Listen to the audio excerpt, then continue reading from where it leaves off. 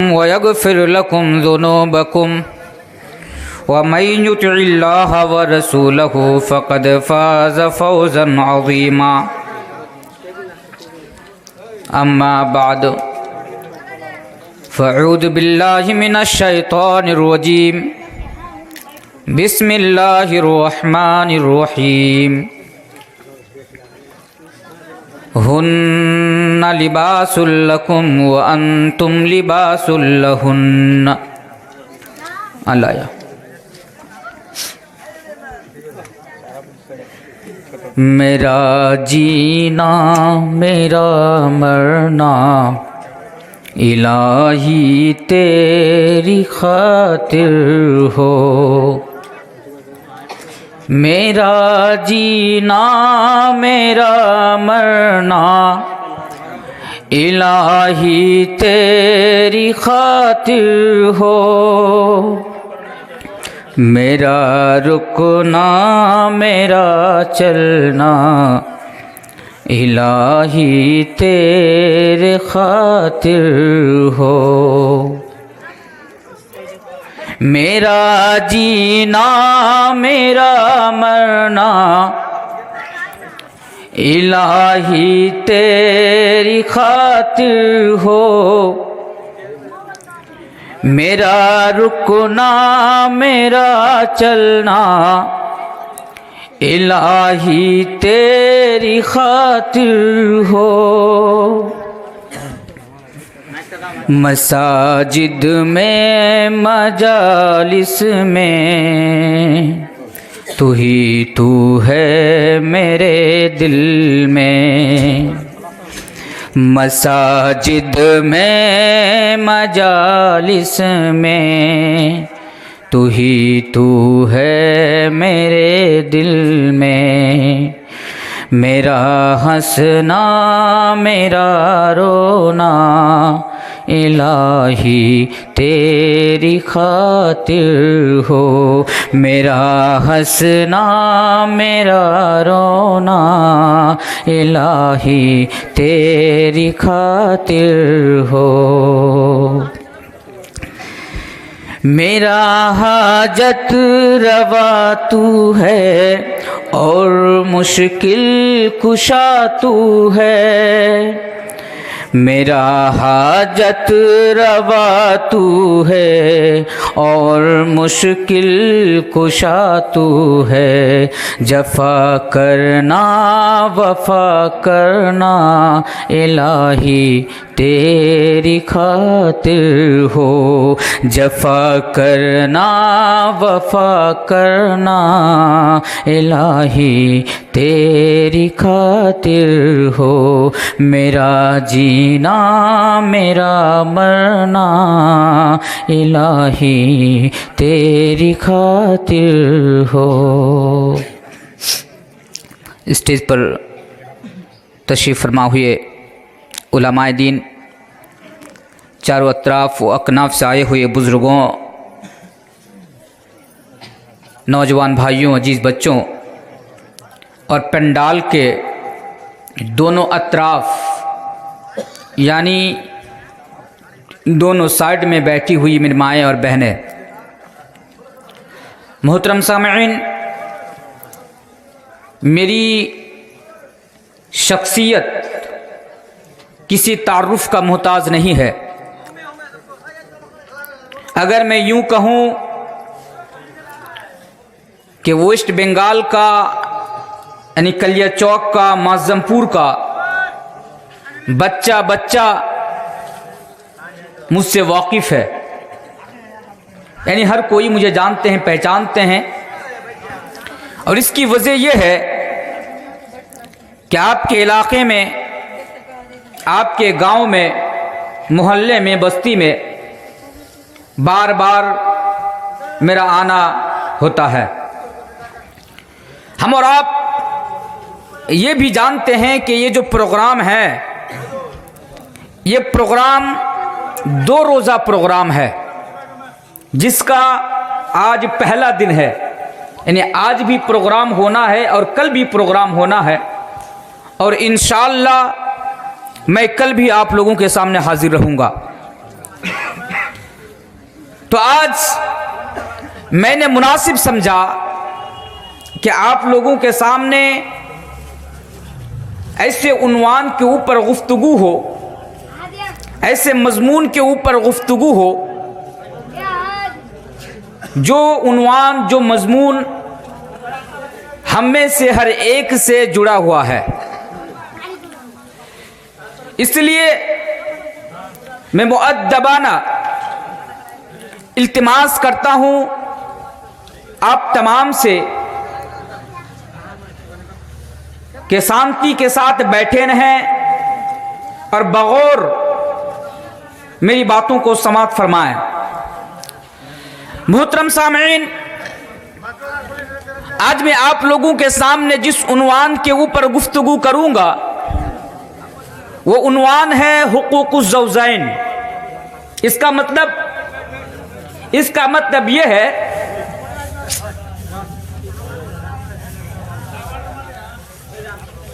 कि मैं आप लोगों के सामने आज ये बताने की कोशिश करूंगा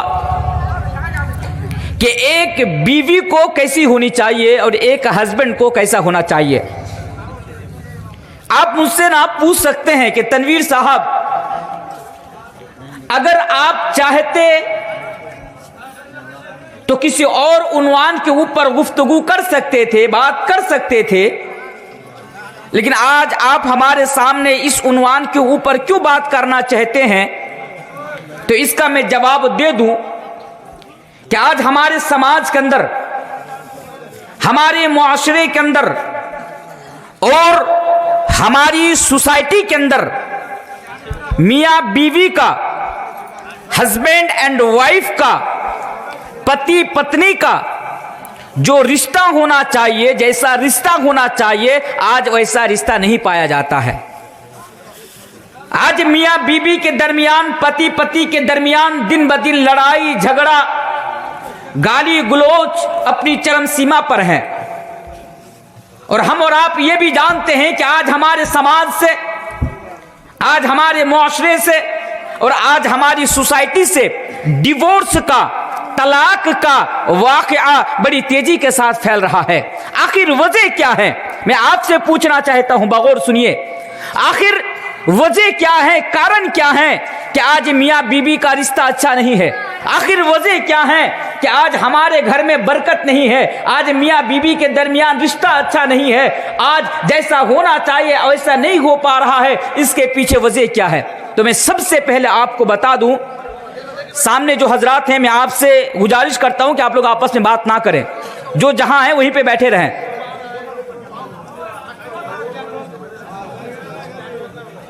जाइए, वो मना कीजिए उन लोगों को।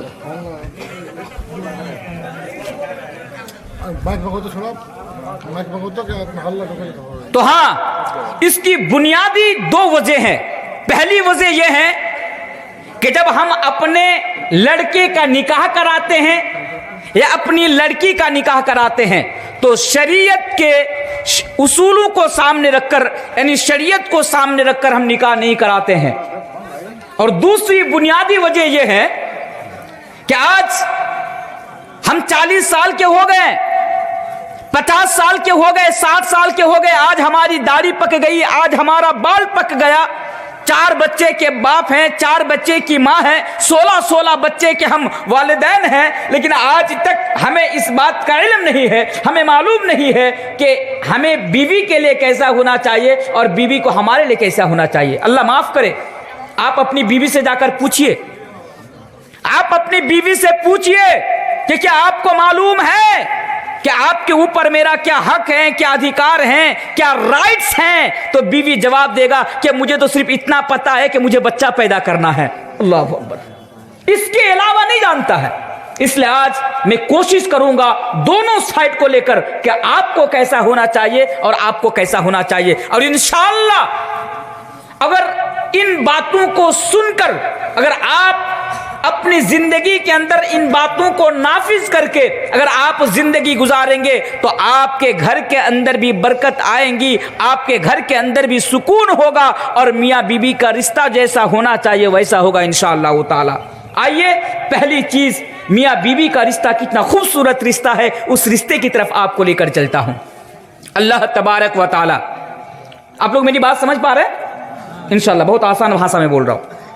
अल्लाह तबारक व ताला कुरान करीम के अंदर पारा 2 सूरह अल बकरा के अंदर मियाँ बीबी का रिश्ता कितना खूबसूरत रिश्ता है, उस रिश्ते की खूबसूरती को अल्लाह तबारक व ताला बयान कर रहा है इस आयत करीमा के अंदर।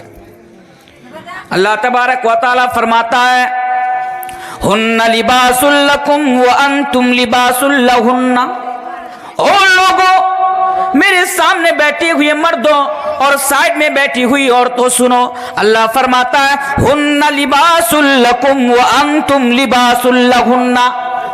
ऐ मर्दों, तुम अपनी बीवियों के लिए लिबास हो, और ऐ औरतों, तुम अपने मर्द को बीवी के लिए लिबास क्यों कहा, और बीवी को अपने पति के लिए, बांग्ला में जिसको सामी बोलते हैं, उसके लिए लिबास क्यों कहा?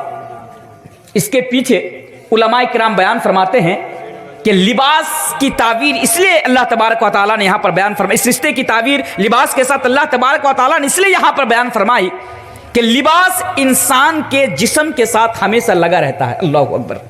आप जो कपड़ा पहनते हैं, आपका कपड़ा आपके जिस्म के साथ हमेशा लगा रहता है, आपका कपड़ा सबसे ज्यादा आपसे करीब है, इसलिए अल्लाह तबारक व तआला फरमाता है कि आप अपनी बीवी के लिए लिबास है और आपकी बीवी आपके लिए लिबास है। अच्छा, एक वजह और क्या है? एक वजह और यह है कि ये जो लिबास है ना, ये जो कपड़ा है ना, हमें और आपको मौसम के नुकसानात से बचाता है, मौसम के खतरात से बचाता है। अभी ठंडी का मौसम आ रहा है तो हम और आप जैकेट पहन रहे हैं, चादर ओढ़ रहे हैं, यानी ठंडी से बचने के लिए उस हिसाब से हम और आप कपड़ा पहन रहे हैं। जब गर्मी का मौसम आता है तो हम और आप गर्मी के मौसम के एतबार से हम और आप कपड़ा पहनते हैं, तो पता ये चला कि कपड़ा हमें और आपको मौसम के नुकसानात से बचाता है। और अल्लाह तबारक व तआला यहां पर यह बयान फरमा रहा है लिबास के साथ तशबीह देकर, हुन्ना लिबासुल लकुम व अंतुम लिबासुल लहुन्ना। ऐ मर्दों, जिस तरह तुम्हारा कपड़ा तुम्हें मौसम के खतरात से बचाता है, तुम्हारा लिबास तुम्हें मौसम के नुकसानात से बचाता है, उसी तरह तुम्हारी बीवी तुम्हें जमाने के बहुत सारे फितने से बचाती है। और ऐ औरतों, आपके हस्बैंड आपको जमाने के बहुत सारे फितने से बचाता है।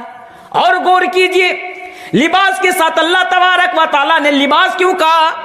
वो इसलिए भी कहा कि लिबास हमें खूबसूरती अता करता है। पता ये चला कि जब एक मर्द की जिंदगी में एक औरत आ जाती है तो मर्द की जिंदगी खूबसूरत हो जाती है, और उसी तरह एक औरत की जिंदगी में जब एक मर्द आ जाता है तो मर्द औरत की जिंदगी खूबसूरत हो जाती है। अल्लाहु अकबर। ये रिश्ता कितना खूबसूरत रिश्ता है, और अल्लाह तबारक व तआला ने बस एक छोटी सी आयत के जरिए से हमें और आपको बता दिया कि मियाँ बीबी का रिश्ता कितना खूबसूरत रिश्ता। ओ लोगों, हुन्ना लिबासुल लकुम व अंतुम लिबासुल लहुन्ना, कि तुम्हारी बीवी तुम्हारे लिए लिबास है और तुम अपनी बीवियों के लिए लिबास हो। चलिए और आगे आइए, और एक आयत मैं आपके सामने उठाता हूं। अल्लाह तबारक व तआला कुरान करीम के अंदर सूरतुर रूम के अंदर बयान फरमाता है। मैं चाहता हूं कि यहाँ पे जितने भी लोग हैं ना, बगौर इस आयत को सुने कि अल्लाह तबारक व तआला इस आयत के जरिए से हमें और आपको क्या मैसेज दे रहा है।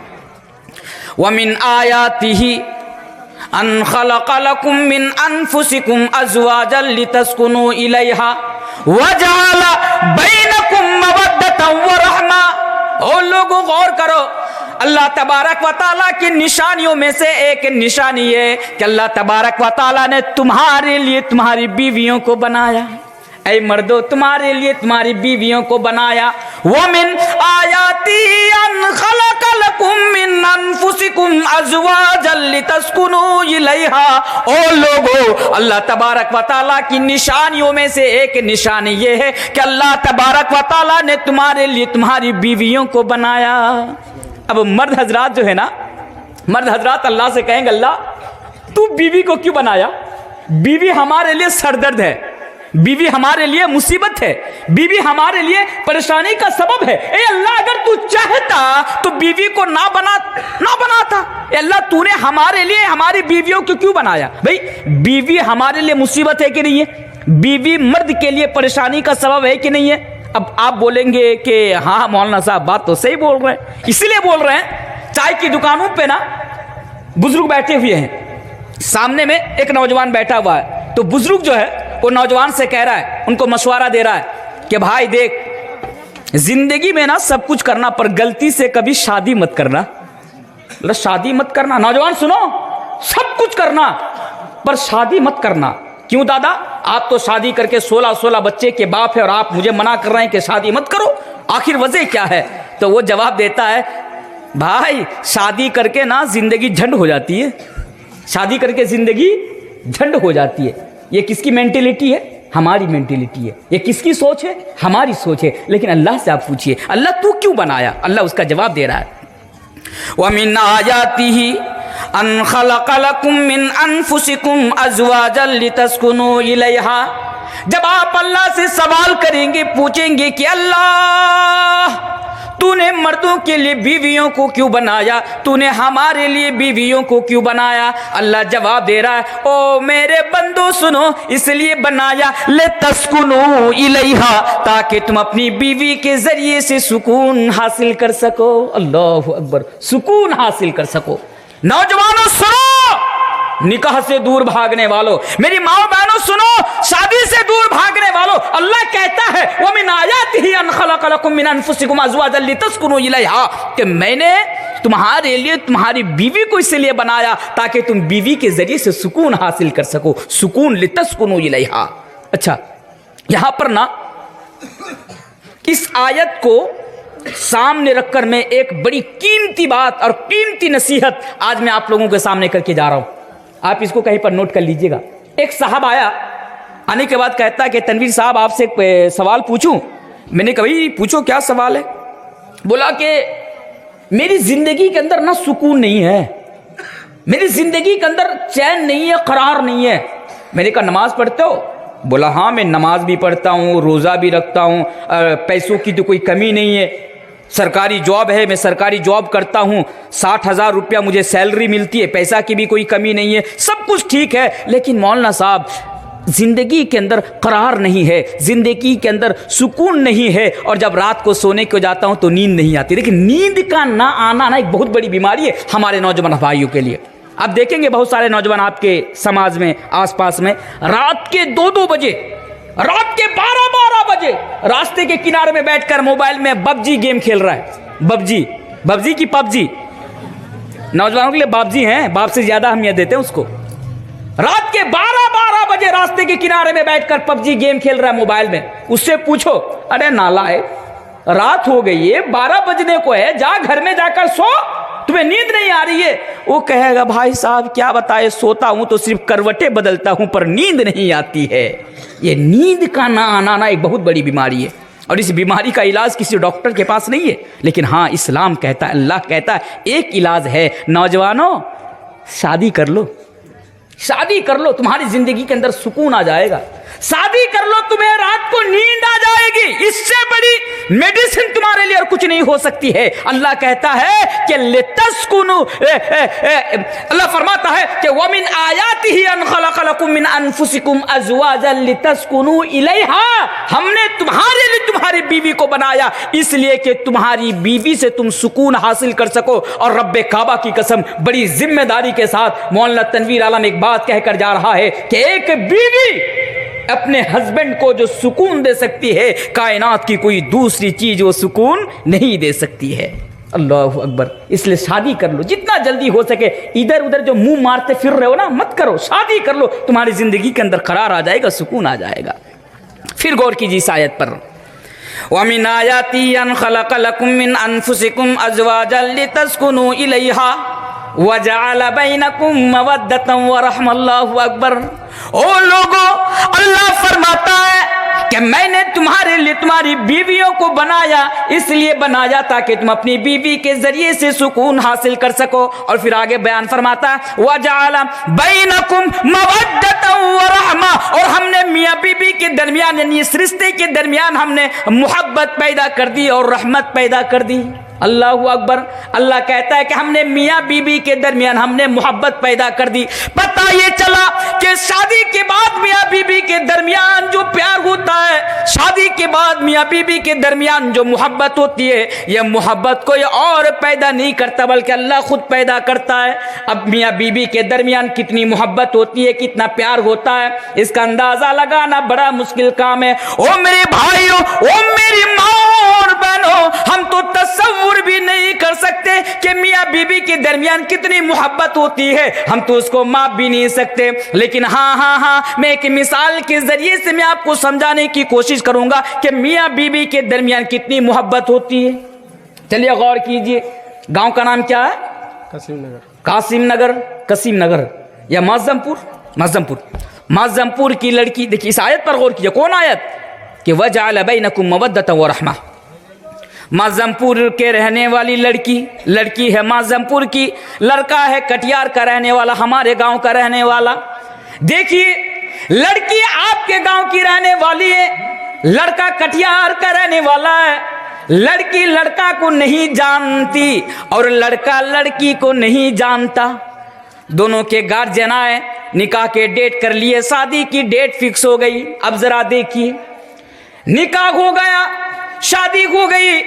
अब लड़की की जब रुखसती का टाइम आया, विदाई का जब टाइम आया, वो लड़की जब अपने हस्बैंड की गाड़ी में बैठने के लिए जाती है तो रोती है। आपने भी देखा होगा कि जब आपकी बेटी, आपकी बहन जब पहली बार घर से विदा होती है, जब पहली बार घर से रुखसत होती है तो रोती है। क्यों रोती है? रोने के पीछे जो सबब है और रोने के पीछे जो वजह, वो वजह ये है, लड़की सोचती है अल्लाह मैं तो लड़का को नहीं जानती हूँ, अल्लाह मैं तो लड़का को नहीं पहचानती हूँ और मैं कभी उनके घर में भी नहीं गई हूँ। हे अल्लाह, मैं बचपन से अपने माँ बाप के सामने बड़ी हुई, अल्लाह मैं माज़मपुर के अंदर खेल कूद कर बड़ी हुई, यहाँ पर मेरे भाई हैं, यहाँ पर मेरे रिश्तेदार हैं, यहाँ पर मेरी सहेलियां हैं जिनके साथ मैं खेल कूद कर बड़ी हुई हूँ। अब मैं यहाँ से विदा होकर हस्बैंड के घर जा रही हूँ, शौहर के घर जा रही हूँ, अल्लाह मैं अपनी जिंदगी वहां पर जाकर कैसे गुजारूंगी। लेकिन मेरे भाइयों, जब यही लड़की रोते हुए विदा हो जाती है, जब रोते हुए रुखसत हो जाती है और अपने हस्बैंड के घर में जब चली जाती है, एक दिन के बाद, 2 दिन के बाद, 3 दिन के बाद यही लड़की अपनी माँ को भूल जाती है, अपने बाप को भूल जाती है, अपने दोस्तों को भूल जाती है, अपनी सहेलियों को भूल जाती है और अपने हस्बैंड को सबसे ज्यादा प्यार करने लगते हैं, अपने हस्बैंड को वो सब कुछ समझने लगते हैं। तो मेरे प्यारे साथी, इतनी मोहब्बत और इतना प्यार दोनों के दरमियान, इस रिश्ते के दरमियान कि अभी 2 दिन भी नहीं हुआ कि लड़की शौहर को पाकर सबको भूल जाती है। अल्लाह कहता है ये प्यार कोई और पैदा नहीं करता, ये मोहब्बत कहीं और से पैदा नहीं होती। वजअल बैनकुम मवद्दतन व रहमा, अल्लाह कहता है कि ये मोहब्बत मैं पैदा करता हूं। अच्छा, यहां पर ना और एक चीज की वजाहत कर देता हूं मैं आपके सामने। आज बहुत सारे नौजवान आते हैं, आने के बाद कहते हैं कि तनवीर साहब, सवाल करते हैं, मैसेजेस करते हैं व्हाट्सएप में, फेसबुक के जरिए से मैसेजेस करते हैं कि मौलाना साहब एक सवाल करूं। अच्छा, क्या सवाल है? सुनिएगा क्या सवाल है। सवाल आता है, मौलाना साहब प्यार करके शादी करना कैसा है? सुनिए बात को, प्यार करके बांग्ला में क्या बोलते हैं उसको? भालोबेसे बिये कोरा। प्यार करके शादी करना यानी लव मैरिज करना कैसा है?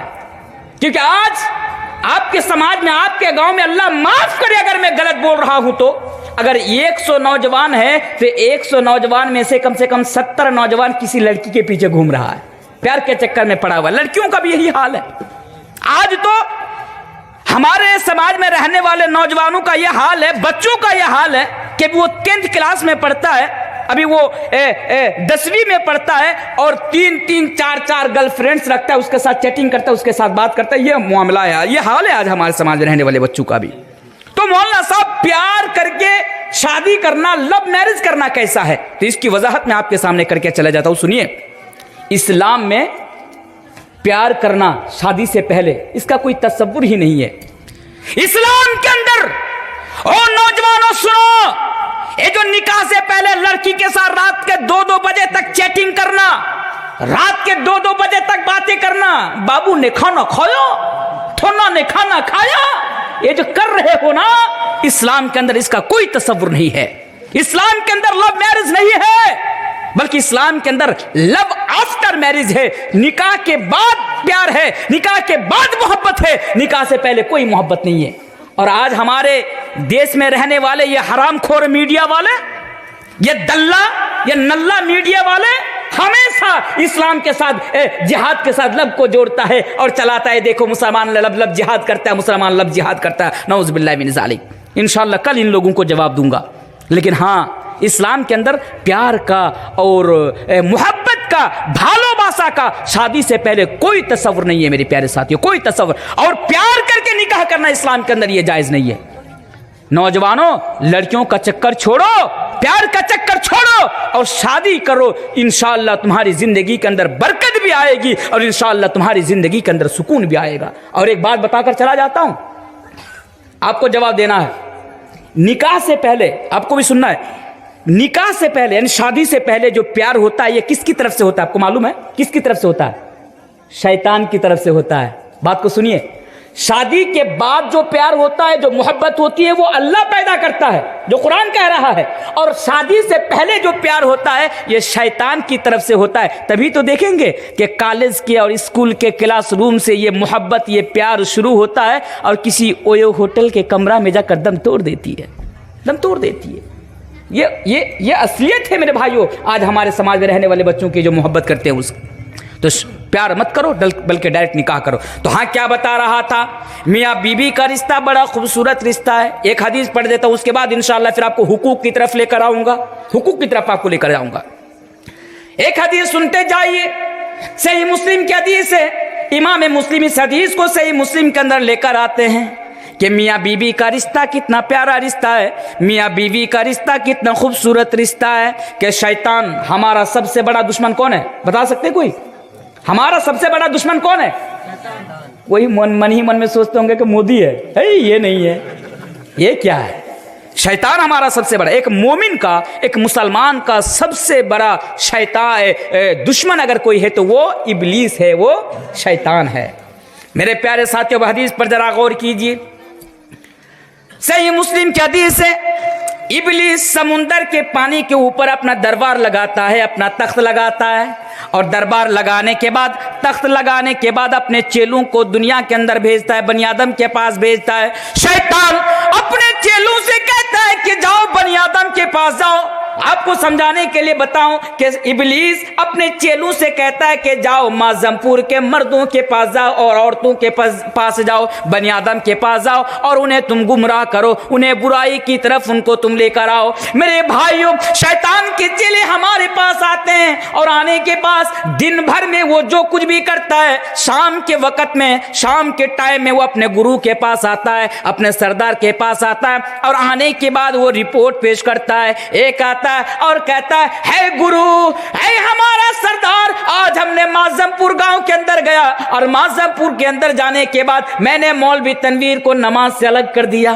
शैतान को जाकर रिपोर्ट पेश कर रहा है। शैतान कहता है चल तू साइड हट। एक आया कहा मैं माजमपुर के अंदर गया, एक आदमी को मैंने शराब पिला दिया। शैतान कहता है तू भी साइड में आ जा। एक आता कहता है हमने दो मुसलमानों के दरमियान झगड़ा करा दिया, कहता है तू भी साइड में हट जा। इस तरह करते करते एक चेला आता है और आने के बाद कहता है ऐ हमारा गुरु, ऐ हमारा सरताज, हम माजमपुर गांव के अंदर गए, कासिमपुर गांव के अंदर गए और जाने के बाद हमने मियाँ बीबी के दरमियान झगड़ा लगा दिया, मियाँ बीबी के दरमियान हमने लड़ाई लगा दी और मियाँ बीबी के दरमियान जिसकी वजह से डिवोर्स हो गया, तलाक हो गई। यानी ऐ हमारा गुरु, ऐ हमारा सरताज, हमने मियाँ बीबी के दरमियान डिवोर्स करा दिया, दोनों के दरमियान जुदाई पैदा कर दी। मेरे प्यारे साथियों, वो शैतान का जो गुरु होता है, जो इब्लीस होता है, वो इतना खुश हो जाता है, वो इतना ज्यादा खुश हो जाता है कि वो अपने दरबार से नीचे उतरता है अपना तख्त से नीचे उतरता है और उतरने के बाद उसको गले लगाता और कहता है निअमा अंता, तूने बड़ा अच्छा काम किया।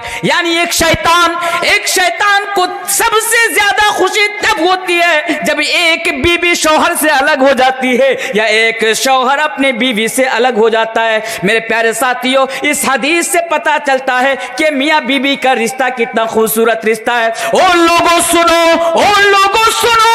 ये जो हमारा दुश्मन शैतान है, वो लोगों आपको आपकी बीवी से अलग करना चाहता है। वो मेरी माँ व बहनों सुनो, ये शैतान जो है ये जरा सी बातों के लिए आपको बैला फुसला कर आपके हस्बैंड से आपको अलग करना चाहता है। लेकिन हमारा जो दीन है, हमारा जो मजहब है, मजहब इस्लाम, इस रिश्ता को बचाना चाहता है। आपके और आपकी बीवी का जो रिश्ता है उस रिश्ता को बचाना चाहता है। इसलिए इस्लाम ने कुछ कावानीन बनाए, इस्लाम ने कुछ उसूल बनाए और कहा ऐ माज़मपुर के अंदर रहने वालों मर्दों और माज़मपुर के अंदर रहने वाली औरतों सुनो, अगर इस्लाम के बनाए हुए उसूलों के मुताबिक अगर तुमने अपनी जिंदगी गुजारी तो तुम्हारी मोहब्बत की गाड़ी यानी शादीशुदा जिंदगी यानी सही तरह गुजरती रहेगी। और अगर तुमने इन इस्लाम के उसूलों के खिलाफ जाकर अगर तुमने जिंदगी गुजारी तो कभी भी तुम्हारे दरमियान डिवोर्स हो सकता है, कभी भी तलाक हो सकती है, कभी भी डिवोर्स हो सकता है। तो मियाँ बीवी का जो रिश्ता है ये बड़ा खूबसूरत रिश्ता है और इस्लाम इस रिश्ता को बचाना चाहता है। अब आइए, अब मेन पॉइंट के ऊपर मैं आपको लेकर आता हूँ। गौर से सुनिए, जिनकी अभी शादी नहीं हुई बच्चे आप और गौर से सुनिए, क्योंकि आपको भी तो शादी करनी है, और जिनकी शादी हो गई वो भी बगौर सुने इस बात को। छह चीजें मैं आप लोगों के सामने बयान करूंगा कि एक बीवी के अंदर अगर रिश्ता को बचाना चाहते हैं तो एक बीवी के अंदर क्या क्वालिटी होनी चाहिए और एक हस्बैंड के अंदर क्या क्वालिटी होनी चाहिए। आपके लिए 6 चीजें बयान करूंगा और आपके लिए 6 चीजें बयान करूंगा जो जिंदगी भर हमारे लिए और आपके लिए चीजें काम आएंगी इंशाअल्लाह। पहली चीज, बीवी को देखता हूं कि बीवी के अंदर क्या क्वालिटी। माफ कीजिएगा मेरे भाई, मैं बारहा कहता हूं, आज हमारी बीवियों को ना ये मालूम नहीं है। हमारी बीवियों को अल्लाह माफ करे, नमाज का मसला इन्हें मालूम है, रोजे का मसला इन्हें मालूम है, ज़कात का मसला इन्हें मालूम है। होना भी चाहिए, लेकिन अफसोस कि इन्हें यह मसला मालूम नहीं कि मेरे अंदर क्या क्वालिटी होनी चाहिए अपने हस्बैंड के लिए, या अपने हस्बैंड का क्या हक है और क्या उनका मकाम है। आइए 6 चीजें पहले सुनिए। क्या आपके ऊपर आपके शौहर का क्या हक है, यानी आपको अपने हस्बैंड के लिए कैसा होना चाहिए।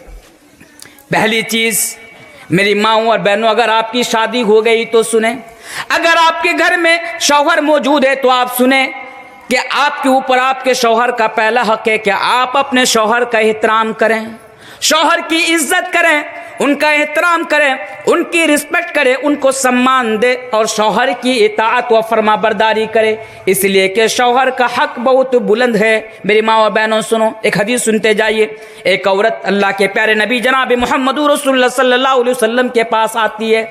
ओ लोगों सुनो, ओ मेरी माँ और बहनों सुनो, सिर्फ सुनो नहीं, इस हदीस को याद रखो कि एक औरत अल्लाह के नबी के पास आती है किसी काम से। जब काम से वो फारिग हो जाती है तो अल्लाह के नबी उस औरत से सवाल करते हैं, ऐ औरत, क्या तेरा निकाह हो गया, क्या तेरी शादी हो गई। औरत जवाब देती है, हाँ अल्लाह के रसूल, मेरा निकाह हो गया, मेरी शादी हो गई। फिर अल्लाह के नबी उनसे सवाल करते हैं कि औरत बता, कैफा अंति लहू, तेरा मामला तेरे हस्बैंड के साथ कैसा है, तेरे शौहर के साथ तेरा सुलूक कैसा है, तेरा बर्ताव कैसा है, तेरा बिहेवियर कैसा है। वो औरत जवाब देती है, अल्लाह के नबी, मैं हर मुमकिन ये कोशिश करती हूँ कि मैं शौहर के साथ अच्छा सुलूक करूँ, उनके साथ में अच्छा बिहेवियर से पेश आऊं, अच्छे बर्ताव से उनके साथ पेश आऊं, मैं हर मुमकिन कोशिश करती रहती हूं। फिर अल्लाह के नबी ने उस औरत को भी बयान फरमाया और उस औरत के जरिए से तमाम की तमाम औरतों को भी ये मैसेज दे दिया और अल्लाह के नबी ने बयान फरमाया, ऐ औरत तू अच्छी तरह देख ले। और मैं इसको नकल करती हुई ये भी कहकर जा रहा हूं, ऐ मेरी माँ हुआ बहनों, आप भी अच्छी तरह देख ले कि आपके घर में जो हस्बैंड है उसके साथ आपका मामला कैसा है, बर्ताव कैसा है, आप उनके साथ किस तरह रहते हैं। इसलिए कि अल्लाह के नबी बयान फरमाते हैं, फ़इन्नमा हुवा जन्नतुकी व नारुकी। और मेरी माँ और बहनों सुनो, आपके लिए आपका शौहर ही जन्नत है और आपके लिए आपका शौहर ही जहन्नम है। कितना बुलंद मकाम है शौहर का।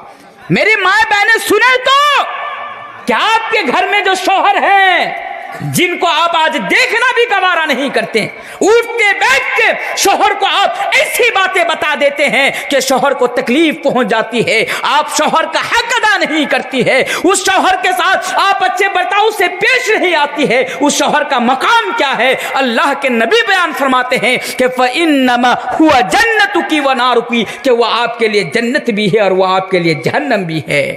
पता क्या चला? पता ये चला, अगर आप जन्नत के अंदर जाना चाहते हैं तो अपने हस्बैंड के साथ अच्छा बर्ताव कीजिए। हस्बैंड के साथ, आपके घर में जो शौहर है ना, उसके साथ आप अच्छा बर्ताव कीजिए। एक हदीस, आइए और एक हदीस सुनते जाइए। अल्लाह के प्यारे नबी जनाब मोहम्मद रसूलुल्लाह सल्लल्लाहु अलैहि वसल्लम बयान फरमाते हैं, अलमरअतु ला तुअद्दी हक़्क़ल्लाह हत्ता तुअद्दी हक़्क़ ज़ौजिहा। अल्लाह के प्यारे नबी बयान फरमाते हैं, अलमरअतु ला तुअद्दी हक़्क़ल्लाह, कि एक औरत उस वक़्त तक अल्लाह का हक अदा नहीं कर सकती, यानी एक औरत उस वक़्त तक अल्लाह का हक अदा नहीं कर सकती जब तक कि वो अपने शौहर का हक अदा ना कर ले। आइए मैं आपको डिटेल्स में समझाऊं कि अगर आप नमाज भी पढ़ती हैं, रोज़ा भी रखती हैं, ज़कात भी देती हैं, और आप ये सोचती हैं कि अल्लाह मुझ पर राज़ी है, ऐसा नहीं हो सकता।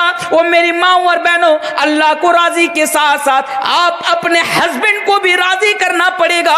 अल्लाह का हक अदा करने के साथ साथ अपने हस्बैंड का भी हक अदा करना पड़ेगा। इसलिए कि नबी ने क्लियर अल्फाज में और यानी वाज़ेह अल्फाज में इसको क्लियर कर दिया कि एक औरत उस वक़्त तक अल्लाह का हक अदा नहीं कर सकती जब तक वो अपने शौहर का हक अदा न कर ले। तो सबसे पहले आपको अपने शौहर का हक अदा करना है।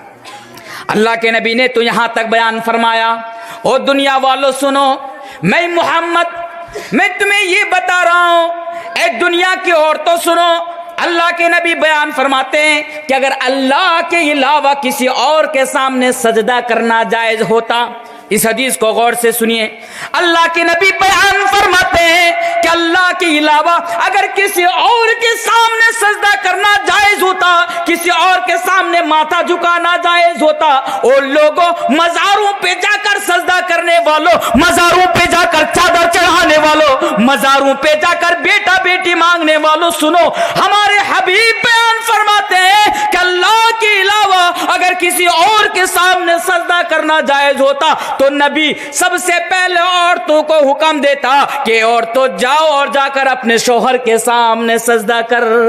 अल्लाह के नबी क्या बयान फरमाते हैं कि अगर अल्लाह के अलावा किसी और के सामने सजदा करना जायज होता, सर झुकाना जायज होता, तो मैं नबी सबसे पहले मेरी उम्मत की औरतों को यह हुक्म देता कि जाओ और जाकर अपने शौहर के सामने सजदा करो। लेकिन अल्लाह के नबी ने ऐसा हुक्म नहीं दिया। लेकिन हाँ, यह हदीस हमें बयान कर रही है, यह हदीस हमें बताती है कि एक शौहर का मकाम कितना बुलंद है, एक हस्बैंड का, एक पति का मकाम कितना बुलंद है कि इस्लाम कहता है, नबी कहता है, अगर सजदा करना जायज होता तो उनके सामने मैं तुम्हें सजदा करने का हुक्म देता। लेकिन ऐसा नहीं दिया। यहां पर ना एक चीज मुझे याद आ गई। मेरा एक फ्रेंड है ना, नॉन मुस्लिम, वो हिंदू है। मेरे बहुत सारे फ्रेंड हैं जो कॉलेज के साथी हैं, वो नॉन मुस्लिम है, वो हिंदू है। मुझे एक दिन सवाल कर रहे हैं कि तनवीर साहब, आपसे ना एक बात पूछना चाहता हूं। दोस्त है। मैंने कहा ठीक है भाई, पूछो, क्या बात पूछना चाहते हो। तो जवाब दे रहा, सवाल कर रहा है कि तनवीर साहब, आप लोगों के दरमियान ना, मुसलमानों के दरमियान माँ का कोई सम्मान ही नहीं है, माँ का कोई सम्मान नहीं है, मुसलमान लोग माँ की इज्जत नहीं करते हैं। मैंने कहा अच्छा, ये कैसे बोल रहे हो कि मुसलमानों के दरमियान माँ का सम्मान नहीं है, माँ का एहतराम नहीं है, माँ का कोई मकाम नहीं है, ये तुम कैसे बोल रहे हो। तो वो जवाब देता है कि देखिए, हमारे हिंदू में सनातनियों में क्या होता है कि जब कोई घर से बाहर जाता है, या मैं जब घर से कहीं बाहर जाता हूं, तो सबसे पहले मैं माँ को नमन करता हूं, माँ के सामने मैं सजदा करता हूँ, माँ का पैर छूता हूँ। देखिए, हमारे धर्म में माँ का कितना बड़ा सम्मान है, लेकिन आप लोग तो ऐसा नहीं करते हैं। फिर मैंने उनको जवाब दिया कि सुनिए, इस्लाम के अंदर माँ का सम्मान है, माँ का मकाम है, क्योंकि कुरान और हदीस से बार बार हमें ये तालीम दे रहे हैं कि हमारी जबान से माँ को तकलीफ नहीं पहुंचनी चाहिए। या कुरान हमें बार बार ये तालीम दे रहा है कि माँ के साथ हुस्न सलूक करो, माँ के साथ अच्छा बर्ताव से पेश आओ। हुमा जन्नतुका व नारुका, क्योंकि तुम्हारी माँ तुम्हारे लिए जन्नत भी है और तुम्हारी माँ तुम्हारे लिए जहन्नम भी है। माँ की बड़ी फजीलत है, मैंने उनको बताया। और बाद में उनको ये भी बताया कि देखो हमारे इस्लाम में अल्लाह के अलावा किसी और के सामने सजदा करना जायज़, अल्लाह के अलावा किसी और के सामने सजदा करना जायज़ नहीं है। हम मुसलमान अपनी गर्दन कटा सकते हैं लेकिन किसी और के सामने सजदा कर नहीं सकते हैं, क्योंकि यह हमारा ईमान का तकाजा है। तो मेरे प्यारे साथी और मेरी माँ और बहनों, हदीस क्या बयान कर रहा था कि अल्लाह के नबी बयान फरमाते हैं कि अगर सजदा करना जायज़ होता तो मैं हुक्म देता कि जाओ और जाकर अपने शौहर के सामने जाकर सजदा करो। अच्छा, और एक हदीस सुनते जाइए। जितनी भी हदीसें पढ़ रहा हूँ ना, तमाम की तमाम सही हदीसें। और एक हदीस कि शौहर का क्या मकाम है। अल्लाह के प्यारे नबी जनाब मोहम्मद रसूलुल्लाह सल्लल्लाहु अलैहि वसल्लम बयान फरमाते हैं, मेरी माँ और बहनों इस हदीस को बगौर सुनो। अगर किसी औरत की मौत इस हाल में आ जाए कि उसका हस्बैंड उसके ऊपर राजी है, उसका शौहर उसके ऊपर राजी है, तो ऐसी औरत से कहा जाएगा दखलतिल जन्ना, तू जन्नत के अंदर चली जा। ओ मेरी माँ और बहनों सुनो, कितना आसान है आपके लिए जन्नत में जाना। हमारे हबीब बयान फरमाते हैं कि अगर आपकी मौत इस हाल में आए कि उस टाइम आपका हस्बैंड आपके ऊपर राजी है, आपका शौहर आपके ऊपर राजी है, तो दखलतिल जन्ना, तो आपसे कहा जाएगा कि तुम जन्नत के अंदर चली जा। अगर आपका हस्बैंड, मान लीजिए आपकी मौत हो गई इसी टाइम, और इस टाइम आपका हस्बैंड आपके ऊपर राजी है, वो खुश है आपको लेकर, तो अल्लाह के प्यारे हबीब बयान फरमाते हैं कि आप जन्नती हैं, आप जन्नत के अंदर जाएंगे। लेकिन आप जरा गरीबान में झांक कर देखें कि आज हमारे समाज में ऐसी भी बीबियां मिलती हैं कि 3-3 दिन और 4-4 दिन तक अपने हस्बैंड के साथ बात तक नहीं करती है। अपने हस्बैंड के साथ वो बात तक नहीं करती है, अपने हस्बैंड की तरफ नजर उठाकर भी नहीं देखती है। मेरी माँ बहने, आप जरा मुझे बताओ ना। चलिए ठीक है, आप नमाज पढ़ते हैं, आप रोजा रखते हैं, आप अल्लाह वाली हैं, आप सब कुछ करती हैं, लेकिन खुदा ना खास्ता आपकी मौत अभी आ जाए और आपका हस्बैंड आपसे नाराज है, तो आपका ठिकाना जन्नत में होगा या आपका ठिकाना जहन्नम में होगा, ये फैसला आपको करना है। क्योंकि हदीस तो हमें वाज़े तौर पर ये मैसेज दे रही है ना, हदीस तो हमें वाज़े तौर पर ये पैगाम दे रही है ना कि आपके लिए आपके हस्बैंड जन्नत भी हैं और आपके लिए जहन्नम भी है। और अल्लाह के नबी तो यहाँ तक बयान फरमाते हैं कि अगर आपकी मौत इस हाल में आ जाए कि आपका हस्बैंड उस टाइम आपके ऊपर राजी है, तो आपसे कहा जाएगा कि आप जन्नत के अंदर चली जाएं। अच्छा, और एक हदीस सुनते जाइए।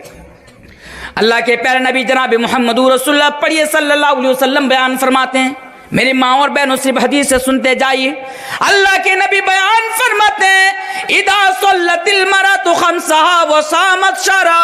ओ औरतों सुनो, अगर कोई औरत 5 टाइम की नमाज पढ़ ले, माह रमजान में रोजा रख ले, अपनी शर्मगाह की हिफाजत कर ले और अपने शौहर की इताअत और फरमाबरदारी कर ले, वकील ला, तो ऐसी औरत से कहा जाएगा कि ऐ औरत, जन्नत के जितने भी दरवाजे हैं इन तमाम के तमाम दरवाजों को देख ले और देखने के बाद तुम जिस दरवाजे से जन्नत के अंदर जाना चाहो, तुम उस दरवाजे से जन्नत के अंदर प्रवेश कर जाओ, उस दरवाजे से तुम जन्नत के अंदर चली जाओ। ओ मेरी माँ और बहनों, जरा हदीस पर गौर तो करो कि आपके लिए जन्नत में जाना कितना आसान है। कि अल्लाह के नबी कहते हैं आपको कुछ नहीं करना है दुनिया में, बस आपको 5 वक्त की नमाज पढ़नी है, आपको माह रमजान का रोजा रखना है, आपको अपने शर्मगाह की हिफाजत करनी है, अपने प्राइवेट पार्ट की हिफाजत करनी है और अपने शौहर की इताअत करनी है। अगर आपने ये 4 काम कर लिया तो अल्लाह के नबी फरमाते हैं कल कयामत के दिन आपसे कहा जाएगा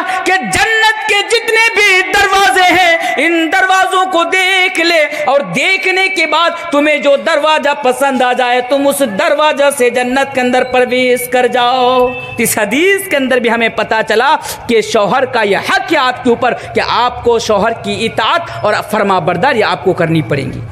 चलिए, दूसरा हक आपके ऊपर आपके हस्बैंड का क्या है, यानी आपको अपने हस्बैंड के लिए कैसी बीवी बननी है। एक हदीस सुनते जाइए। दूसरा हक है शौहर का, इदा दार रजुलु इमरातहु इला फिराशी।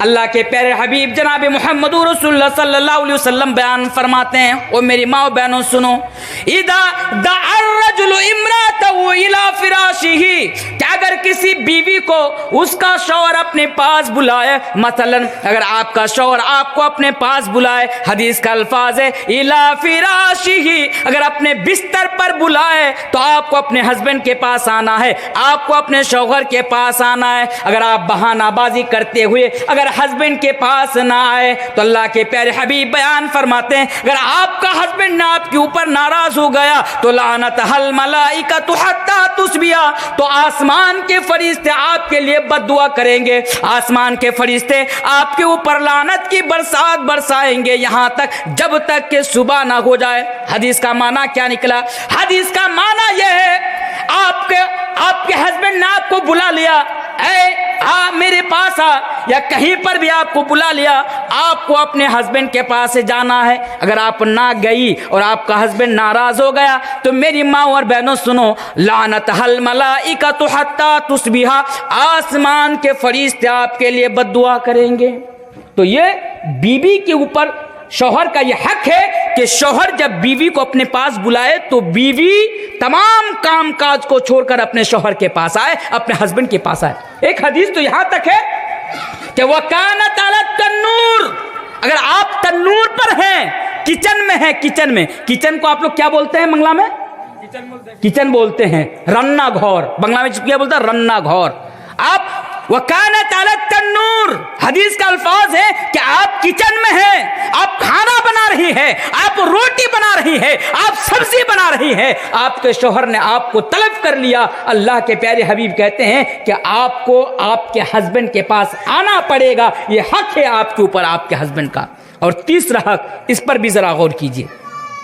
अल्लाह के प्यारे नबी जनाब मोहम्मद रसूलुल्लाह सल्लल्लाहु अलैहि वसल्लम से सवाल किया जा रहा है, और मेरी माँ और बहनों सुनो, अल्लाह के नबी से सवाल किया जा रहा है, पूछा जा रहा है, या रसूल अल्लाह, ये अल्लाह के रसूल, अय्युन निसाई खैर, आप बताइए कि सबसे बेहतरीन औरत कौन है?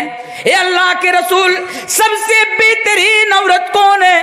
तो अल्लाह के नबी ने बयान फरमाया, अल्लती तसुर्रुहु इदा नदर, वो औरत सबसे बेहतरीन औरत है। कौन औरत? वो औरत कि जब उसका हस्बैंड उसको देखे तो हस्बैंड का मिजाज खुश हो जाए, कि जब हस्बैंड बीवी को देखे तो उसकी तबीयत खुश हो जाए। और मेरी माँ और बहनों सुनो, अल्लाह के हबीब